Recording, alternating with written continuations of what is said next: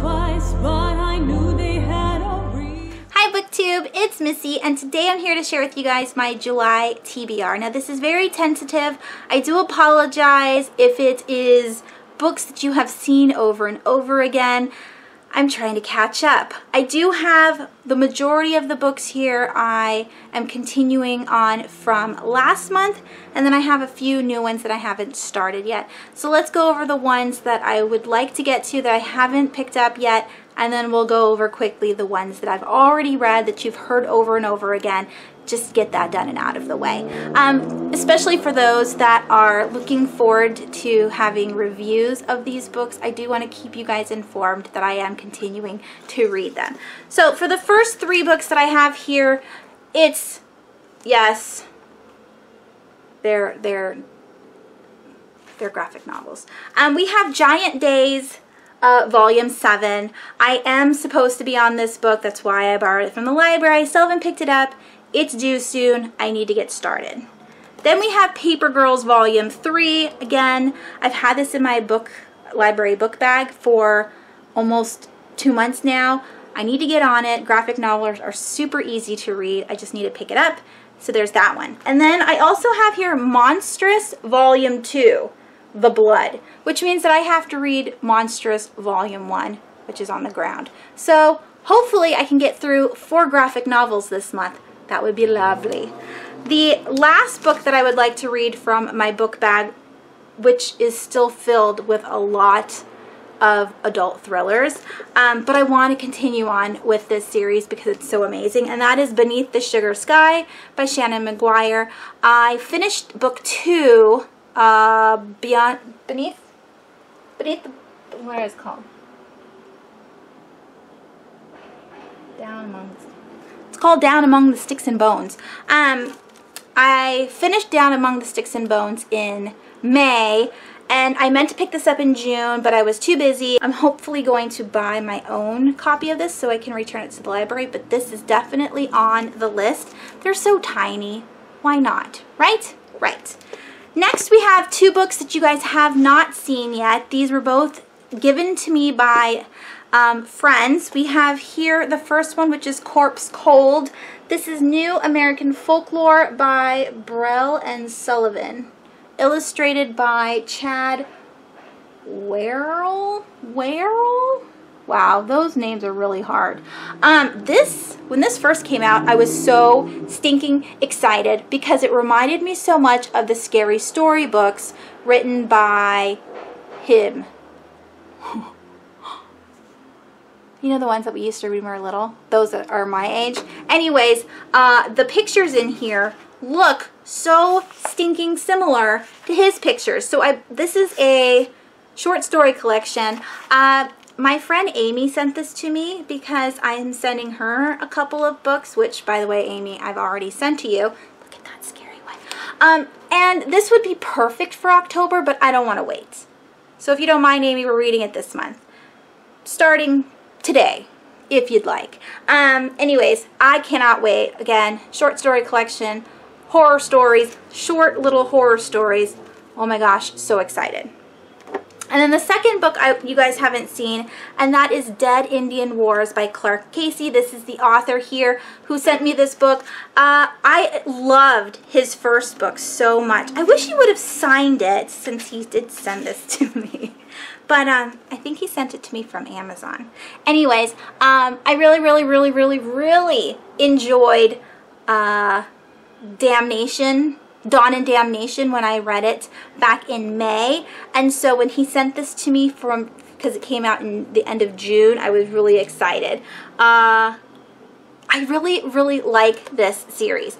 It is definitely a paranormal western. It's about a sort of a limbo or a purgatory where people go when they haven't quite have been good enough to go to heaven, but they weren't seriously bad enough to go to hell. So they're hanging out in this like old ghosty western town, and people just play cards and drink all day and kill people because they're so bored. And there is a pack of werewolves, there's one lone vampire, and there's this pregnant woman that shows up in Damnation, and everyone's confused. Like, if she's dead, how is the baby still growing inside of her stomach? So that is like the story setup, and I can't wait to read the second one and figure out what's going to happen with the baby, what's going to happen to the wolves and the vampire.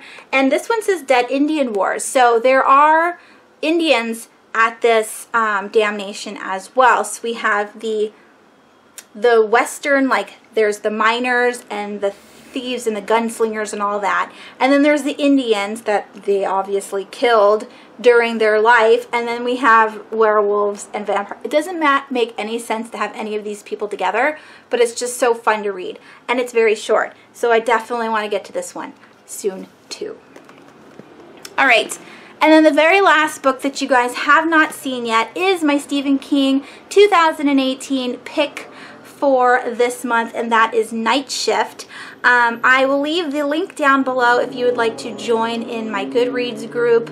I have a book picked out for the entire year. The list is right at the top once you go into the page of the Goodreads group, and then you can scroll through, or not scroll, but look and see which ones you want to participate in.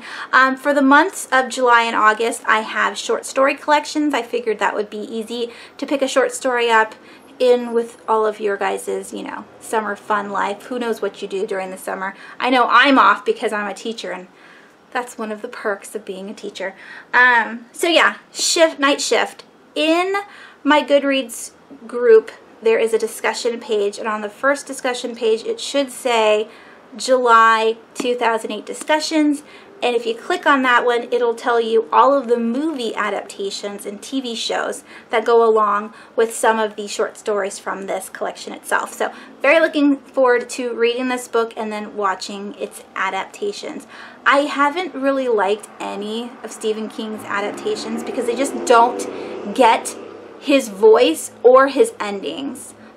But Shawshank Redemption and The Green Mile were amazing. The rest of the movies that I've seen weren't that good. So anyways, that's a new one. It's very chunky. There are a bunch of stories in here. 1, 2, 3, 4, 5, 6, 7, 8, 9, 10, 11, 12, 13, 14, 15, 16, 17, 18, 19. There's 20 short stories in here. I'm sure you guys have seen or heard of Children of the Corn. That is from this book. And also The Lawnmower Man. Now, quick thing on The Lawnmower Man. The one that has that really weird guy who goes into the computer and everything, that isn't from this book. The publishing, or not the publishing, but you know, the movie people took Stephen King's title and used it for their movie and then put his name on it, even though he didn't say that it was okay, and so he sued them for it. So a little tidbit for you. The Lawnmower Man movie doesn't really reflect the actual short story. Just so you know. Alright, and then I've already gone through all of these, so I will definitely be reading Briefing for a Descent into Hell ASAP. I have a glimpse here by Kendra Layton that should be quick, hopefully. I also have here Zombie Abbey. I didn't talk about it in my wrap-up for June because I don't think I picked it up more than twice in the month, although I am almost halfway through it, so I do want to finish this up. It is not as fun as I was hoping it was going to be. I was thinking of Pride and Prejudice and Zombies, but it's not really like that. And the fact that this was written in 1920, or it wasn't written in 1920. It is set in 1920, but the people speak in a older fashioned dialect, confuses me. And then we have A Cuckoo's Calling by J.K. Rowling or Robert Galbraith. I really want to read this, but it's super chunky, so wish me luck. Then we have The Sleep Room by F.R. Tallis. Also very interested in this one. Also kind of a big book. Wish me luck. Then we have What a Dead Want, which I've been currently reading every single day. Just one chapter whenever I can. Those chapters are very short. It's about a girl whose mom takes pictures of, like, ghosts. And she's like, She is an artist. She has her own gallery, but she's like well known for her ghostly pictures because she tries to debunk them. So she's got real ones in her gallery, and then she debunks the ones that are fake, and now she's missing, and her daughter needs to take over for the mom. Then we have The Lying Game by Ruth Ware. I did start this back in May. I read a little bit of it in June, but didn't get very far, as you can see, so I would like to get farther in July. This is an adult mystery thriller. And then lastly, we have Burntown by Jennifer McMahon. I really enjoy the books that I have read before in the past, and so I'm definitely looking forward to this one. This is her most recent release, and I liked the first chapter. Very good. All right, it's very tentative. Hopefully I can get through all of those. Let me know down below which ones that you have already read. Let me know what you liked about them, and then also let me know down below what you are planning on reading in the month of July. Thank you so much for taking the time to watch my video. I hope you guys have a wonderful rest of your week, and I will talk to you soon.